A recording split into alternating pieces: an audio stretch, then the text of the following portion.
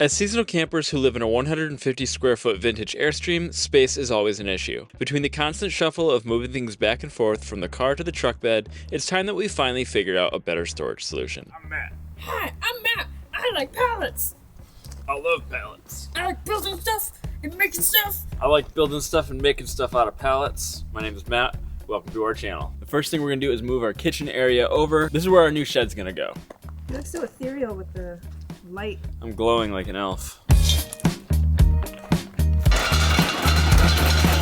The proper way to do this shed is to build a frame out of wood or build a concrete pad. We looked at the price of wood and it would have been like probably $200 something for the pad. We already spent like $700 for the shed, so we're skipping that and we are making it out of some pallets and a couple of 2x4s. This is our specialty, doing things for cheap. Would you say that's our specialty? I think our specialty is doing stuff.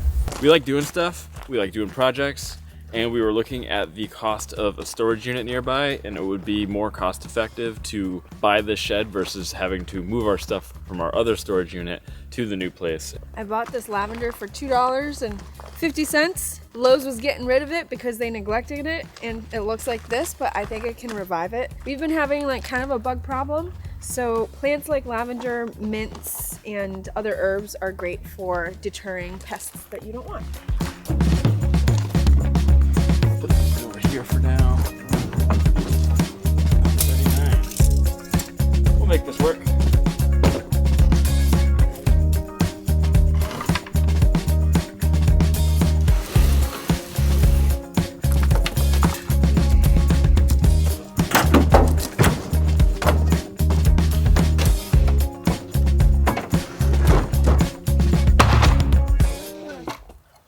The goal is to make a platform out of these pallets and then level out the entire platform rather than trying to like dig and do all this dirt moving and all that with just a shovel.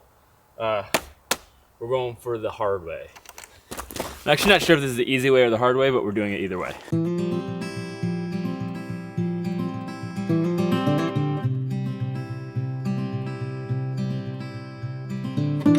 We're using these 2.5-inch construction screws. Now I just ripped open the box looking at the camera, not what I was doing. Alright, we're nice and flat.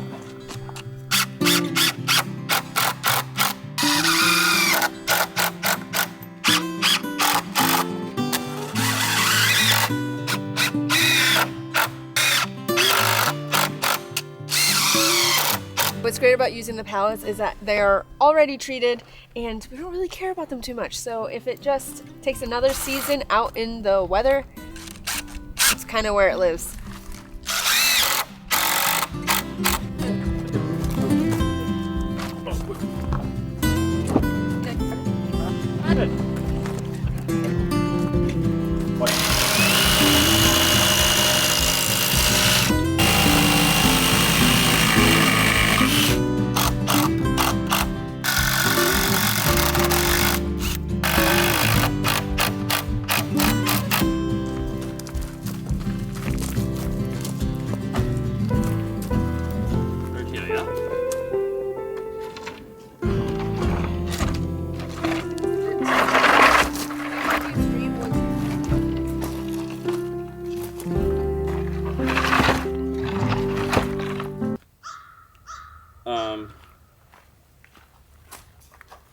Yeah, because it's got to be connected that way.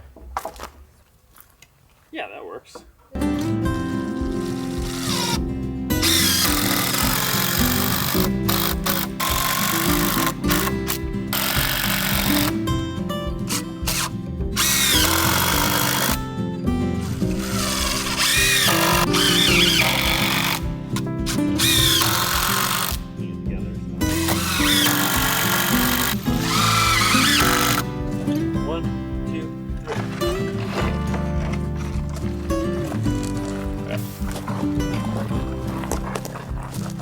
Okay. One solid. All right. Just try it like this. Yeah. All right, now that we have the base made, we just have to figure out how to get it level. It's really important to get this base completely level because for these resin sheds, if it's not level, we'll have trouble closing the doors. The reason we decided to go with this specific shed is because it's the only type of shed that our campground allows. And when it's time to leave at the end of the season, we should be able to pretty easily take it apart and transport it to our next destination. All right, against all odds, on this uneven gravel driveway and with pallets, we made it level. Spot on. And now the trick is going to be getting this off the truck and over to the work area. Or it might just come off the truck and then this might be the work area. The thing weighs like 300 or 400 pounds, so. Have a baby.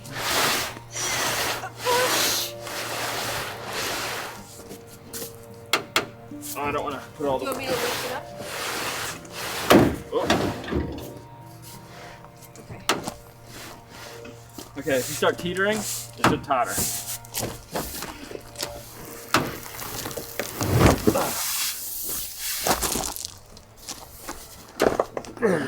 All right, nice. Do you want me to just hold it and you can drive away?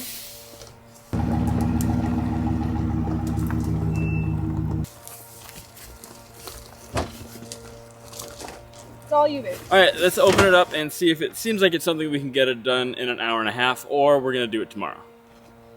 But I think we're gonna start tonight. So this is the instructions that they wanted us to do, and once we priced it out, it came out to like $200. So we made it out of pallets and spent 30 bucks instead.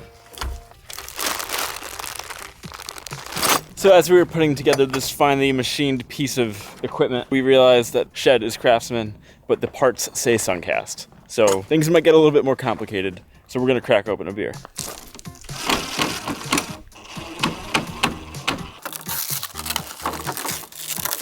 One of these. Even though the part numbers didn't completely match between the packaging and the directions, it was simple enough to figure out what was what and start putting everything together.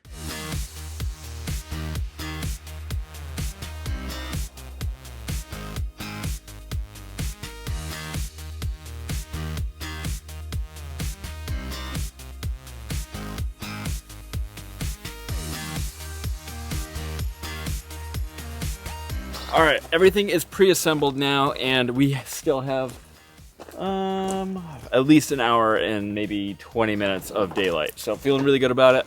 Time to put the floor together, and now we're actually starting with the construction of this. And then we start assembling the walls? The walls, yeah. Yeah, babe. Honestly, we're freaking crushing it.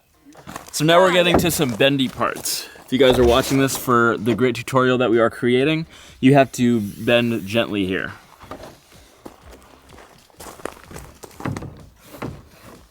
You ready for a gentle bend? Yeah.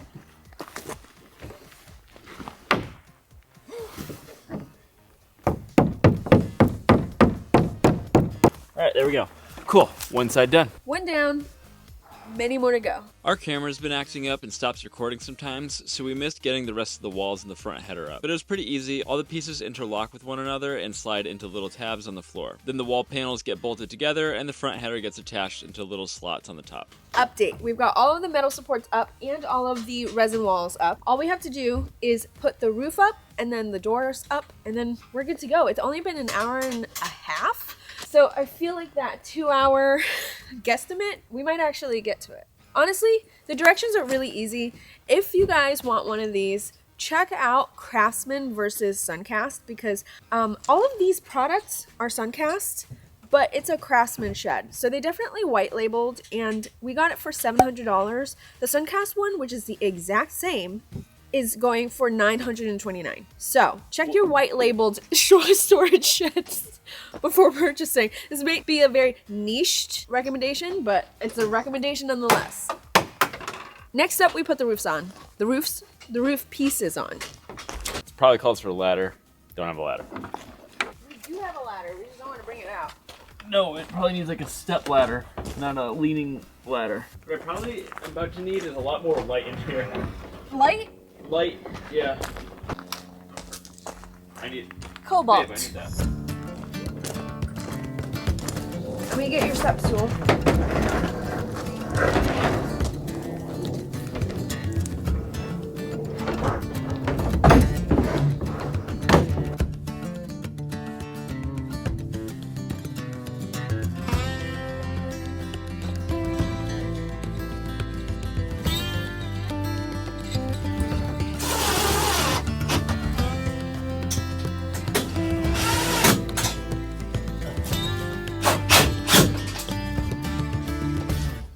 Last night we finished getting the roof on, and now this morning it's time to put on the doors, and then I think we're pretty much done.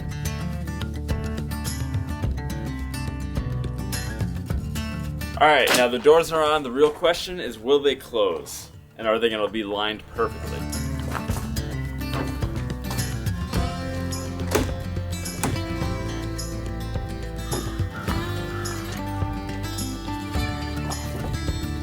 Not bad. What do you think, Meg? It looks good. You wanna come check it out? There's a lot of crows here, and I'm thinking about trying to train an army of crows to bring me great fortune. Yeah, it's perfect size.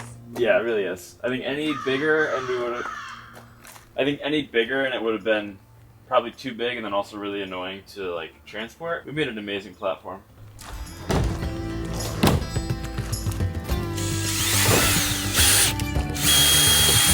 Thank you, my dear.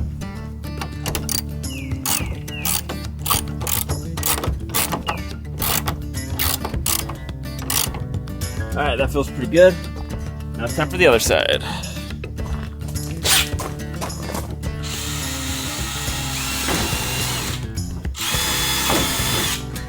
Did I leave the ratchet over there? Oh, I see it. All right, let's just make sure that it latches. That way we know we're level enough. There we go. All right. All right, let's put a lock on it and we're done. Actually, we have one more thing to do. All right, ready? Yep. Oops. All right, push. There we go. So the parts last night that we did, we secured all, I guess I did because Megan's a little too short, but secured with the screws all the way to the roof, all the way to the back header, all the way around. Overall, I'd say this installation was pretty easy. It probably took us a total of maybe 3 hours at the very most. And that includes building of the platform. If you've ever built a Lego set, you can definitely put this together.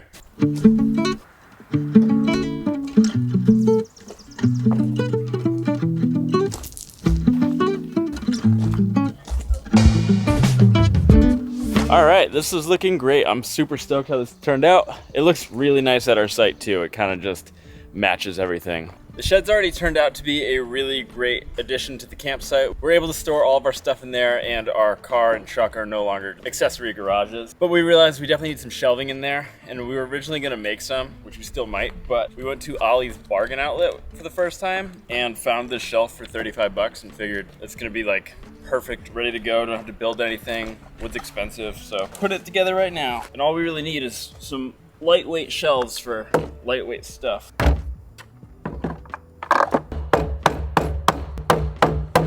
As fun as taking on projects is, sometimes it's easy to just not do them and just do easy stuff. Cheers. Big fan of the Ollie Pops.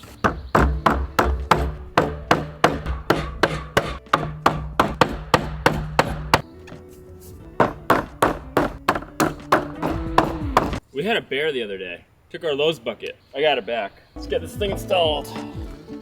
Let it go in nowhere. Shelf in, table out.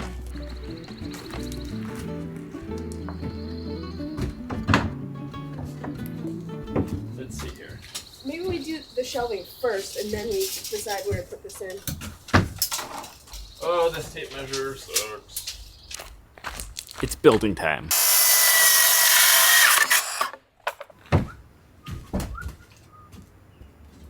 Yeah. I think I'll cut another one of these so we have a deeper shelf. This is about 7 1/4 inches. Let me not say, it's not about. This is 7 1/4 inches, so if we do 2 of them, we will have 14 1/2 inches, which is a pretty good size shelf. And I don't think it'll take away from too much room. It's also gonna be higher up, so that'll be good. We got these boards from the Home Depot clearance section. They were 70% off.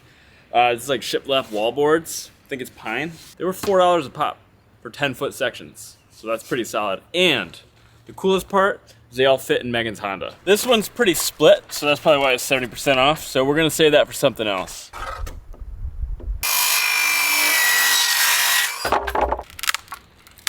I'm gonna cut a bunch of these to 14 inches, and that's what's gonna hold together the shelves. One on the end.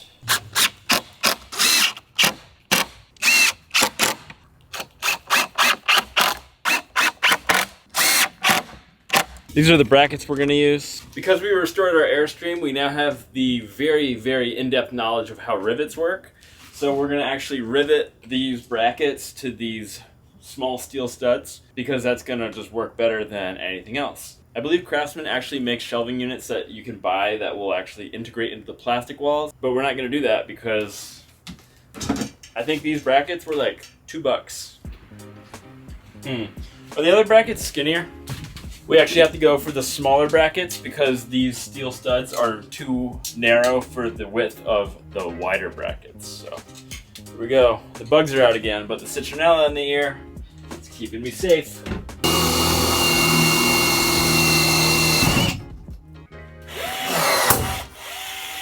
Shazam! Check it out. There we go. That feels pretty good. Had to get a little creative with it. So that hole worked, that hole worked. This hole was just a little bit on the edge of here. So I just drilled a hole and popped the rivet in there, and this feels pretty sturdy. We're definitely not gonna be able to put anything super heavy up there, but we'll see. All right, time to take this shelf out again and put in our new shelf. There we go.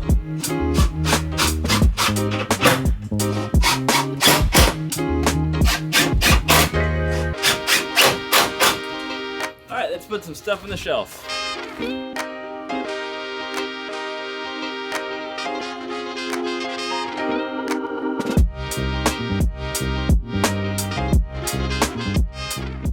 Today I'm fertilizing some of our little seedlings, and our marigolds seem to be wanting to bloom. Come closer. Look. Oh, look at that. It's ready to start flowering. So I fertilized them and then I put them in a bigger pot. These won't be their final places. I'm not 100% ready for everything to get up potted, but it needed to happen, so I just kind of did it. Kind of how I've been approaching this gardening journey this year. Here's our whole little garden tour right now. We have the marigolds, we've got some pansies, more marigolds, alyssum, sage. This is, I believe, sweet marjoram. Cilantro should be great for keeping away the pests. Yeah, no cilantro. Sorry. Citronella, not cilantro. Yeah, the cilantro didn't make it. Lavender. Is this oregano? No, this is mint. More mint? Yeah, propagated. Propagated mint. Tomatoes. We have 2 varieties of tomatoes. We have 1 variety of tomatoes. Really? I thought we got 3. No. Okay, so they're all cherries, right? They're all sun gold tomatoes. Nice, my favorite. And then we got a little basil there and some jalapenos. We got lavender on the ground. A couple more marigolds, more lavender, oregano. Thyme. We got radishes in here, we got some spinach in here, more alyssum in here, and then this little guy right down here is our, what did we get again? I forgot. I forgot. It's been a while. What are you talking about? The little one. That's an arugula, which isn't arugula. growing very much. Look, little baby spinach. They're kind of looking like spinach now. Yeah. So I'm gonna pack all this stuff back up into the shed. Way more organized than it was before. We have some things that just have to go out, but that'll happen another day when we go to our actual storage unit. For now, we're done. Time to relax. Good morning. We have really developed our campsite, and we're gonna show you around. After adding a bunch of storage, things are really coming together, and we are just about ready to start putting our garden beds together. So we're gonna show you around and then take you on a little adventure. I can't remember if we mentioned this table in our last video or not, but Matt and I tag teamed building this pallet table with aluminum that is from our Airstream restoration. And it's been perfect just right here, a little drop-off zone. And this is also where I'm putting my plants. We also get a lot of sun just right here. When we go this way, we have our Starlink that barely works. Got to figure that out. And our hammock spot, which was, I don't know, do you like it here? I don't know where else we'd put it. Right, yeah, it's fine. But it's a must-have. The hammock itself is a must-have. We like the spot. It's an unused little dip in our campsite, so it works well. And then we foraged this table from another campsite. This is our fire pit when we're not using it. We're just putting burnables in it. And over here is all of the stuff that we're gonna be using to make the garden beds. And another project for the future is building a little shelter for our wood. And then this is our cooking station. We've got our camp chef, which has some bones kind of drying up. I'm making some bone meal for the garden. And we have our blackstone, which a bear last night came through. Well, it's not here, but he smushed our little water thing that we used to clean it. I think he was looking for food, but he didn't find any. I also scared him off, I think. And then here is our new Pride and Joy, our 6x5 shed. We're gonna link the Craftsman one down below. And this is just our in-between phase. A lot of this stuff is the garden stuff, so I'm gonna be able to take this out, and then we're gonna bring some more adventurous things back in. And, oh, let's not forget the plants. Everything's kind of in between. We don't know where everything is going. We just placed our storage shed. As many days as I'm putting on the screen later from the time we transplanted this, I added some of those flowers that we bought. But check out the radishes and the spinach. So much growth in this little garden bed. I'm really, really excited about it. Okay, we were also gifted a green stock planter by a friend and follower. So thank you, Laurel, for gifting us this green stock. But the garden stuff is gonna be in our next video. I'm gonna turn off the flame for the bone meal, and we're gonna take you on a little adventure to a little spot that we've been going to every single day for a very mysterious reason. Let's go.